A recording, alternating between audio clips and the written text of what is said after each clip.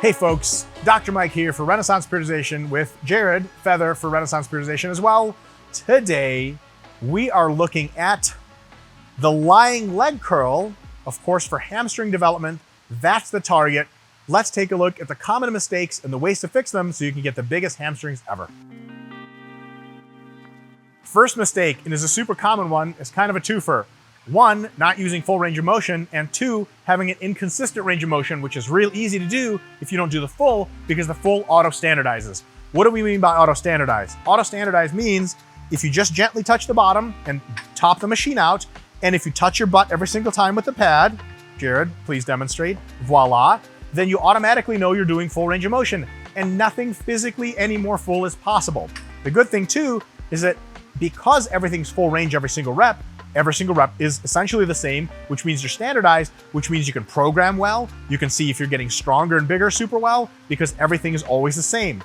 The problem arises mostly when people don't want to go all the way down because they can't use as much weight. They don't want to come all the way up because they can't use as much weight. They end up doing this kind of crap.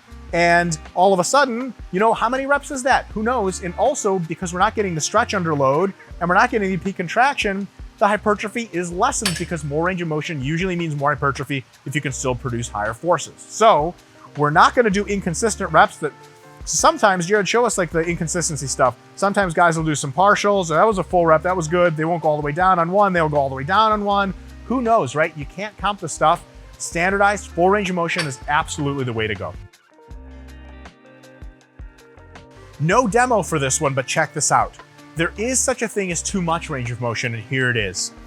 You don't want your knees to feel like they're being hyperextended at the bottom that is in a painful way. It's okay to feel a stretch, but some machines let you set up a pad so low that you end up going super low and your hips have to come up to compensate because you can't even go that deep. It has to be a stretch and fully extend the knee, but anything much below that causes discomfort, I promise you, is just not that great for your knees and will limit the amount of force you can produce and actually engage all those motor units and grow. So full range of motion doesn't mean extreme psychotic beyond range of motion. Luckily, on the top end, when Jared touches his butt, there's physically no way to get any more range of motion than you possibly can. I mean, that's it. A lot of people will do this thing where they sort of almost get to the butt and they're like, well, yeah, kind of, is that a rep? Well, thing is, you want to try to count reps as best you can. When you say it's 2 reps in reserve, or even when you say I train to failure, what does that mean? Well, failure is defined by not being able to actually touch your butt and go all the way down. Is 90% there a rep? If you start that kind of logic and start counting like that, there's no end to that. And you'll never have any idea if you're actually improving or not because it's all arbitrary. So the ultimate solution to making sure every rep is able to touch your butt is easy. Lower the fucking weight so that you can actually do the reps you say you can. You get all the benefits, none of the downsides. Next tip is a 2 combination special. Uncontrolled eccentric phase, lowering phase, and a whole lot of swinging around on body English to get the concentric phase done. Why is this a 2-for-1 deal? Because these usually go hand in hand. Jared, bro out for us and do the thing. Oh yeah, brother. Yep, use that whole body. Amazing. Who knows what's going on? Here's the thing. The eccentric phase, especially for hamstrings based on how they're designed, is incredibly productive. You want to control lower on the way down. It doesn't have to be 3 seconds, though it can, but at least 1 good second of control. A great tip we like to use at RP is if you can gently touch the bottom and a slight clank, you're doing a good job. So come all the way up and a gentle touch and all the way up and a gentle touch, and that's awesome. That allows you to control the eccentric. You can go slower. Slower is cool too, it's just variation, but definitely don't just drop it because then you're missing a lot of the hypertrophic stimulus from reps you could have really milked out. And of course, the body English stuff. Now here's what we're not saying.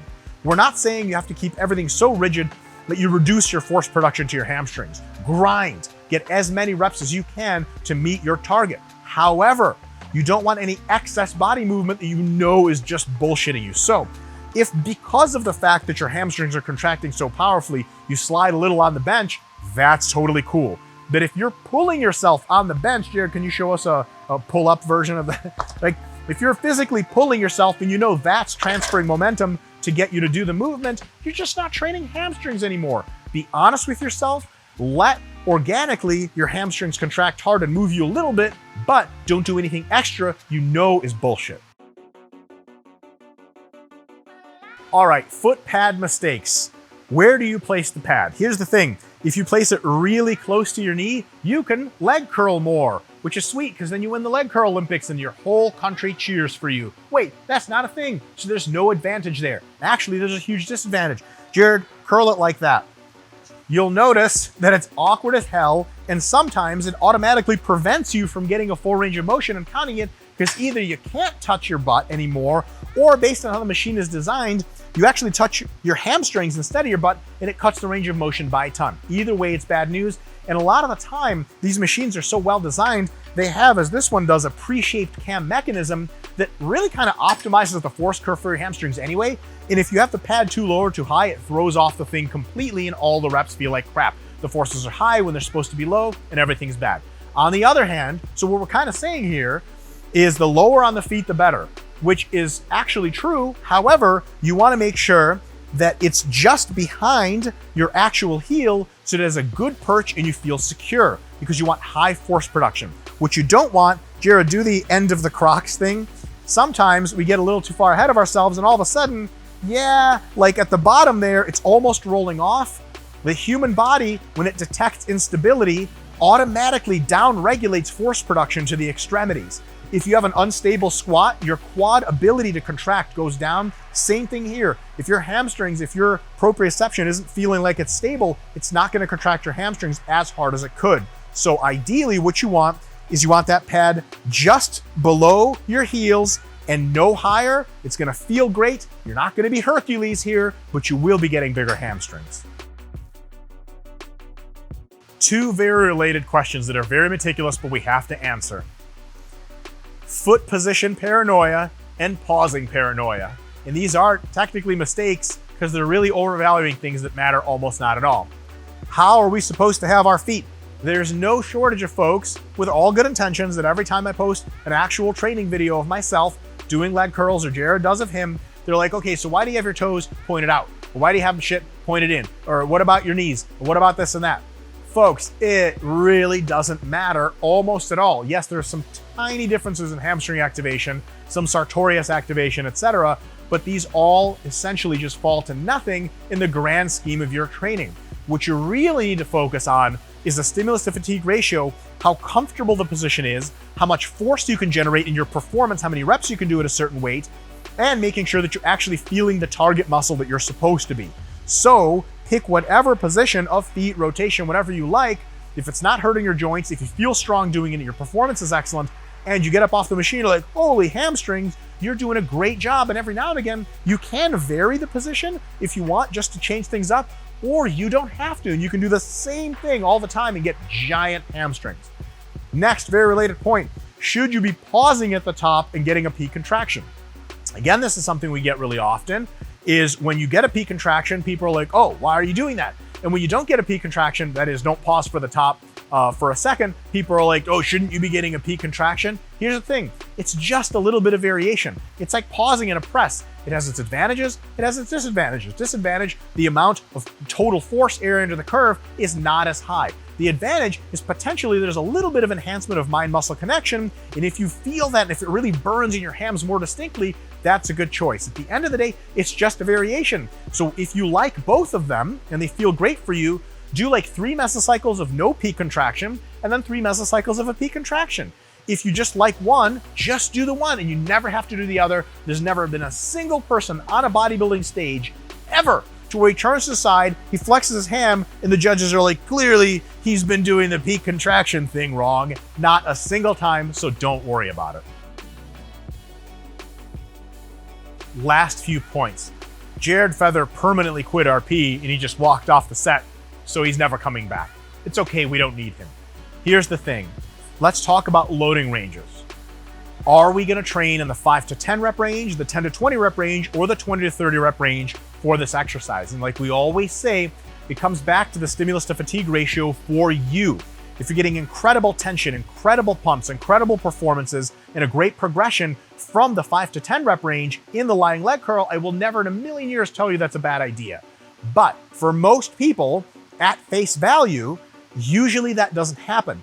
Our hip hinge movements, stiff-legged deadlifts, glute ham raises, good mornings, they're almost ideally suited for the super high forces and eccentric loads of that 5 to 10 rep range. The lying leg curls and the seated leg curls are much better in most cases in the 10 to 20 rep range and even in the 20 to 30. Does that burn? Hell yes it does, but that's damn near the whole point.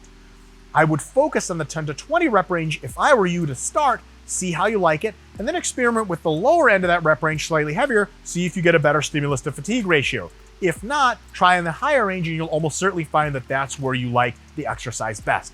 Last tip, very related to loading range, is using special intensity techniques like myo reps, where you take a few seconds break and then keep cranking, or drop sets, where it's the same thing as myo reps, except every time you use a little bit less weight with very little rest. Things like this can be excellent to be doing on leg curls because they're so damn near impossible to do on stiff-legged deadlifts. On stiff-legged deadlifts and on good mornings and on glute ham raises, a lot of times your lower back and other muscles will get tired, or you'll just run out of oxygen, and it won't be a thing where the actual muscle is being stimulated if you try to do crazy intensity techniques. But machines, especially plate selectorized ones like these, are ideally suited. We're not saying that you have to do these things when you get on the machine. You can absolutely do straight sets, but if you're gonna do intensity techniques every now and again for hams, for a mesocycle or two here or there, this is the place to do it, so give that some thought. Folks, that's all we have for you about hamstrings. Do it right, get big hamstrings, and if you see Jared Feather around, tell him we miss him and come back.